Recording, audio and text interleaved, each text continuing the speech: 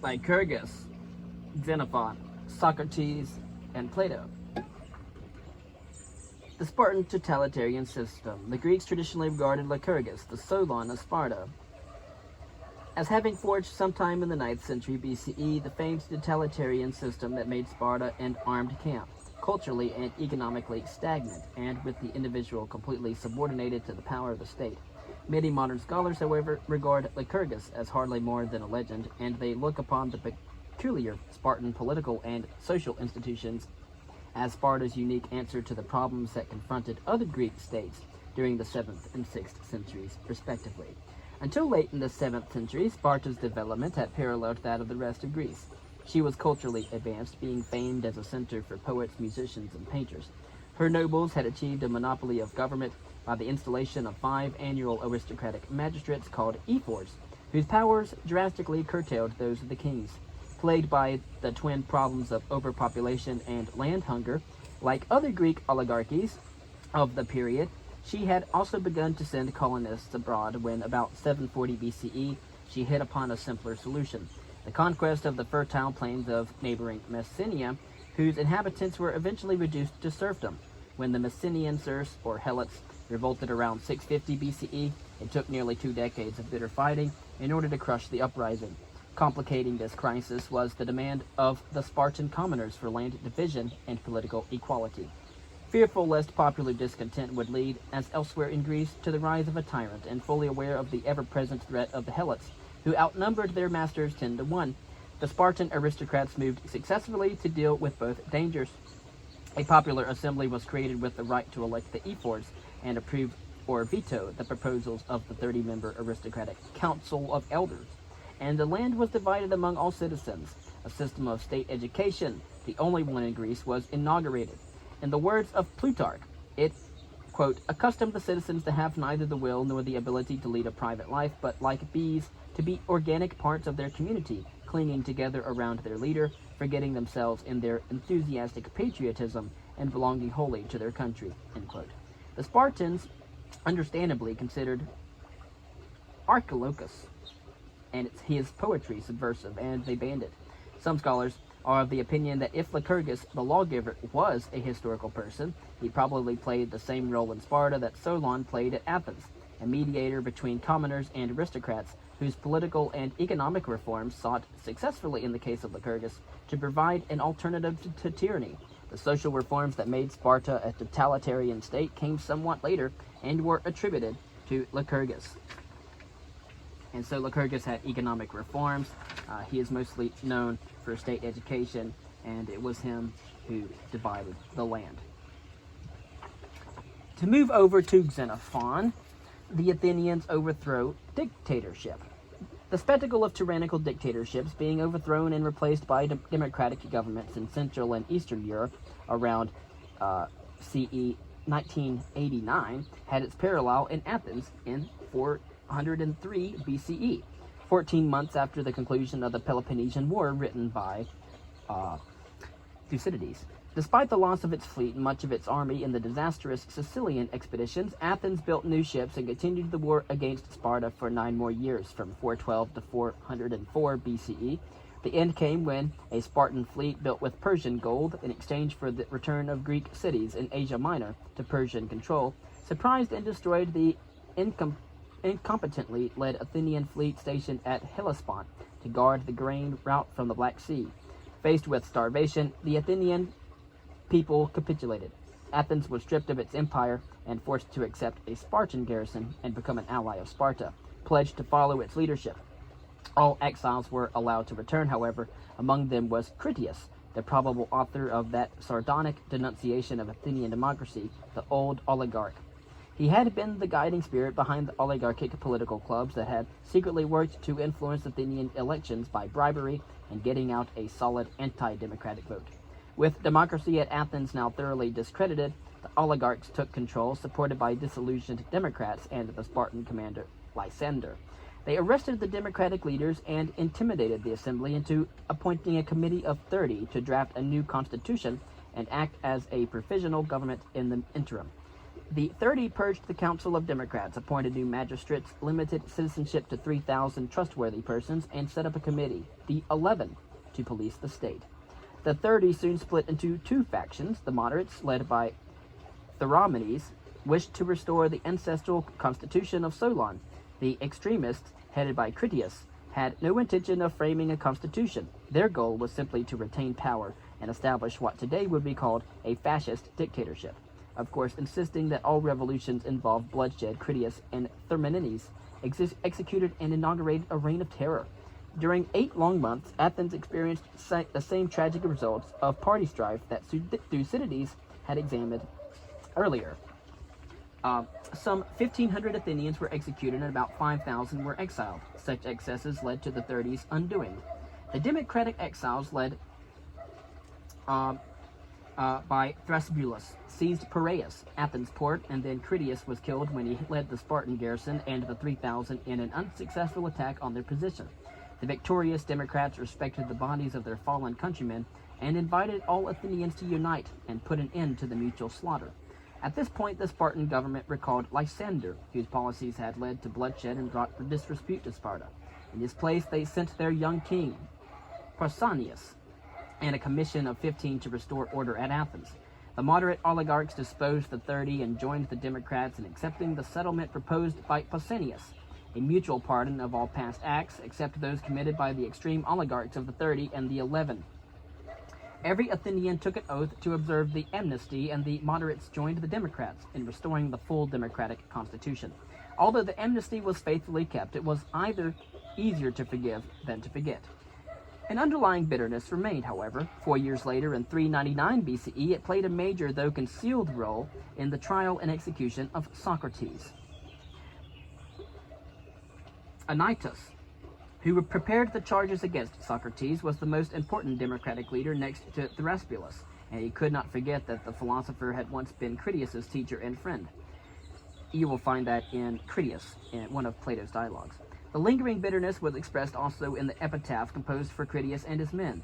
Here lie the brave men who checked for a time the arrogance of the damned democracy at Athens, Xenophon's Hellenica, from which the following quote is taken, is a history of Greece during his own lifetime. Born around 430 BCE into a wealthy upper-class Athenian family, Xenophon was a moderate oligarch who probably served under the 30 until they imposed their reign of terror. The restored democracy proved uncongenial to him, however, and he exiled himself from his native city. Later, he was officially banished and his property was confiscated. He lived for 20 years in Sparta, where he found the discipline and order he missed in democratic Athens. Although his 2 sons eventually returned to Athens, Xenophon never did. The Hellenica covers the complete history of Greece from 411 BCE, where Thucydides' account abruptly breaks off to 362 BCE. Xenophon imitates Thucydides' style, but he lacks the latter's profound insight and penetrating analysis. He is at his best when describing exciting events and colorful personalities. A case in point is his vivid account of the regime of the 30, including the trial and death of Theramenes. It brings to mind the prediction of Aristophanes' satiric comedy, The Frogs, staged at Athens shortly before the 30 came to power. Quote, in days to come, when history is penned, they will say, we must have gone clean round the bend.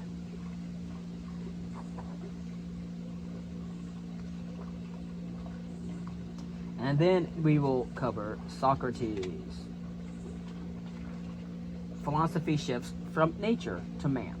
The history of Greek philosophy falls broadly into 2 divisions, one beginning with Thales of Miletus about 600 BCE, and the other with Socrates of Athens from 469 to 399 BCE, almost 200 years later, of course. The pre-Socratic thinkers, usually termed natural philosophers at the time, turned their attention almost exclusively to the world of nature from the time of Thales onward and sought to understand its origin and meaning, and they were called the pre-Socratic philosophers. They rejected the naive and fantastic fables of Homer and Hesiod and looked for causes not in the gods and spirits, but in nature itself. Natura. Heraclitus, late 6th century BCE, spoke for the whole group when he rejected the traditional lore with the proud boast, quote, I have sought for myself, end quote. Thus, the early Greek philosophers progressed beyond the limits reached by the speculative thinkers of the ancient Near East. and are rightly credited with being the first to establish the independence of philosophy by separating thought from religion and myth. The detached curiosity of these pre-Socratic philosophers first led them to seek out and identify the one element that was the primordial stuff out of which the manifold variety of the universe had been formed. No agreement, however, was reached by the various investigators, who segregated and championed as the primary material or first cause of all things such elements as water, air, or fire. A second problem arose out of this original preoccupation with the material substance of the universe, the problem of change, or mutability. How could something be and still change? Some denied the reality of change, others the reality of being. This controversy led still to a further problem, the problem of knowledge, or episteme. How can something be knowable if it changes from moment to moment? The method of finding truth was thus called into question.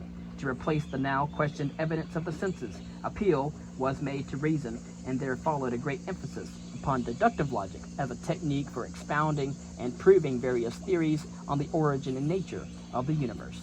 But these proofs were not satisfying, and the cumulative effect of 2 centuries of philosophical speculation was the growing conviction that neither sense experience nor human reason could find truths which could be universally accepted. This individualism and skepticism in thought coincided in the last half of the 5th century BCE with the economic and political crisis that produced the Peloponnesian War, and the interaction of these various factors brought Greek thought to the dead and represented by the teachings of the sophists. These highly critical thinkers largely turned their attention to man and society and away from fruitless speculations about the physical world. All religious, ethical, and political values fell before their attack. The gods were invented as a clever device of some prehistoric statesmen as a means of preventing crime. Justice is simply the interest of the stronger.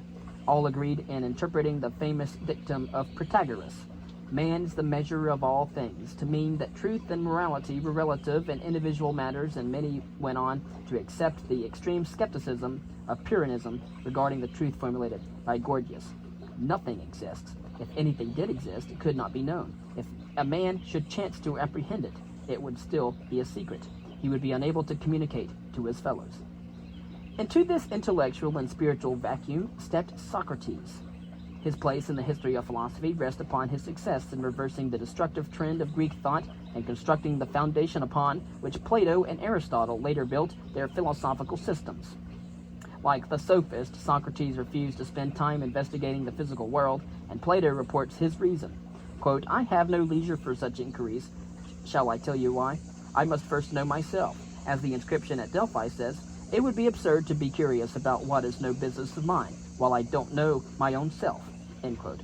In other words, because Greek thought had reasoned all traditional values out of existence, the resulting void of meaning demanded his attention. It therefore was the world within man that concerned Socrates, or, as he preferred to call it, the care of the soul. What shall it profit a man, he said, if he gain the whole world and lose his own soul?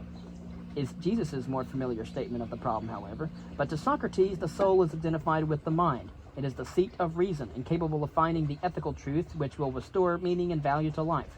He did not doubt that such truths could be found, and that they would be universally accepted. If people would place themselves under the rule of reason, they would recognize and desire what is good and true, for the nature of goodness and truth is such that all who recognize it will want it. All evil and error, therefore, are the products of ignorance. This is the meaning of his well-known statements that virtue is knowledge, and nobody errs willingly. To remove ignorance and to demonstrate that if people will think strenuously and honestly, they will find themselves in agreement on what is good and true, Socrates developed the famous method that has since borne his name and made him recognized as one of the world's great teachers. Indeed, we are footnotes to both Plato and Socrates. The Socratic method employs the 2 devices of examination and exhortation, with emphasis upon the former. Examination. Exhortation seeks wisdom, and that wisdom can have little effect so long as people are satisfied with the beliefs that they hold. So Socrates felt compelled to go about cross-examining men, using the dialectical technique of question and answer, in order to demonstrate the inadequacies of their beliefs, the inconsistencies, the half-truths, the fallacies, the errors. Only after the ground has been prepared in this fashion can the seed planted by exhortation grow into fruit. But the destruction involved in preparing the ground brought upon Socrates the charge of radicalism and subversion. and at the age of 70 he was put to death on the charge of introducing strange deities and corrupting the young. His optimistic belief in the existence of eternal moral truths and the search for them was left to his most famous pupil, that of Plato, and to posterity. Of course, Socrates wrote nothing down, and so we have to read Plato in order to understand Socrates. Plato. The dialogues of Plato, 427 to 348, which I have read all of them, and of course Aristotle read all Aristotle, have always charmed readers with their extraordinary literary beauty and stimulated them by raising fundamental problems in many fields, notably in religion, ethics, and that of politics. The pupil of Socrates and inheritor of his optimistic view that universal truths exist and can be found, Plato went beyond his master in asserting the existence of universal truths, the Platonic ideas, and, of course, upon them constructing a philosophical system known as idealism. This system has exerted an incalculable influence on the history of Western philosophy and that of religion. It takes its name from its central doctrine known as the theory of ideas, a metaphysical or beyond physical conception that is extremely difficult to explain simply and adequately. And it has been said that Platonists are born and not made, and Plato himself tells us in his 7th letter that he was unable to describe his philosophy in ordinary narrative language. Quote, there neither is nor ever will be a treatise of mine on the subject, for it does not admit of exposition like other branches of knowledge. But much after conversation about the matter and a life lived together, suddenly a light, as it were, is kindled in one soul by a flame that leaps to it from another, and thereafter sustains itself. It will be understood and accepted only by some few who are able with a little teaching to find it out for themselves. Plato's metaphysical doctrine is founded upon the belief that things are seen as temporal, whereas the things that are not seen are eternal. These last are the Platonic ideas, the universal truths that have an independent existence separate from the world of sense experience. All objects perceived by the senses, whether they be material things like horses and chairs, or intangibles like beauty and justice, are all imperfect and transitory manifestations of the only true, real, and perfect things, the eternal ideas. The senses inform us about what is unreal and imperfect, while only the reason, identified by Plato with the soul, can grasp what is perfect and eternal. Confronted by these two worlds, the task of man is to follow the dictates of his reason, and concern himself as far as possible with the higher and the real world, the world of thought.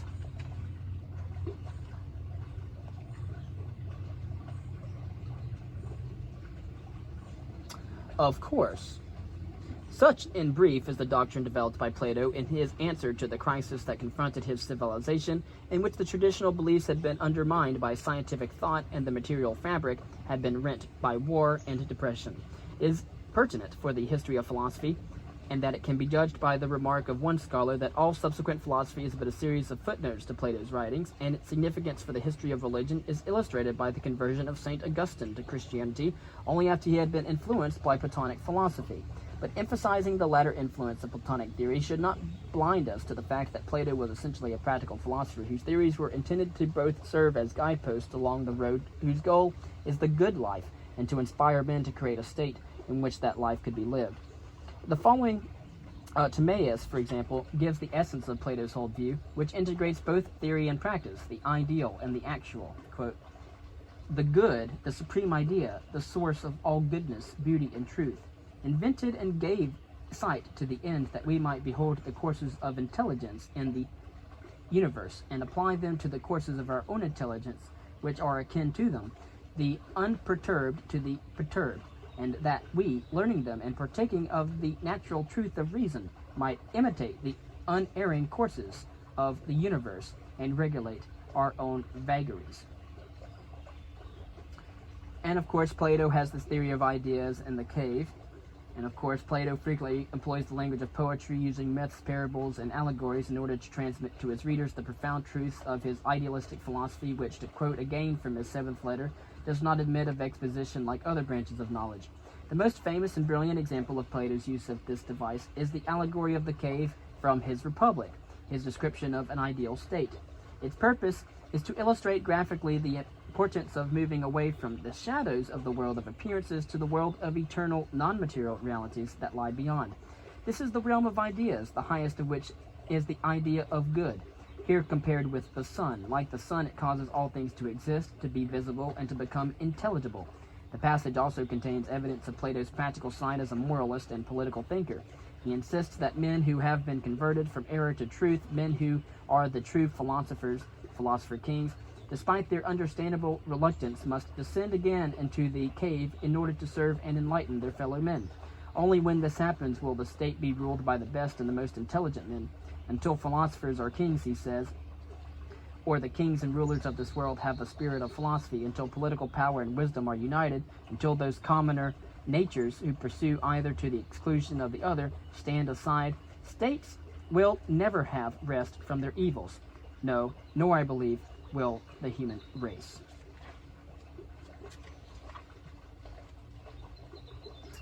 And then, of course, there's a dualism in Plato that would ruminate into philosophy for centuries and eventually influence Descartes. And through the centuries, it has been mystical rather than the practical side of Plato's thought that it exerted the greatest influence. His poetic tendency to exaggerate the distinction between the two worlds of truth and error at times led him to deny the existence of any reality to the material world. And this prepared the way for the mystical otherworldliness and the dualism of soul and body that characterized much of latter Greco-Roman thought, especially in the form known as Neoplatonism. And of course that influenced Christianity and of course Paul's letters and the Christian corpus as well. In the following passages in Phaedo, named for the disciple of Socrates who recounts the story of his master's last hours in prison, Socrates is found welcoming death and arguing for the immortality of the soul and the supremacy of the spiritual life. But as this differs from the more realistic picture of Socrates portrayed in the Apology, where Socrates' chief concern is his right to live, it is generally believed that the views expressed are more Platonic than Socratic. Support for this contention is given by Plato himself, who has Phaedo remark that Plato, if I am not mistaken, was ill, and not present and so unable in this dialogue to give a literal account of what Socrates said.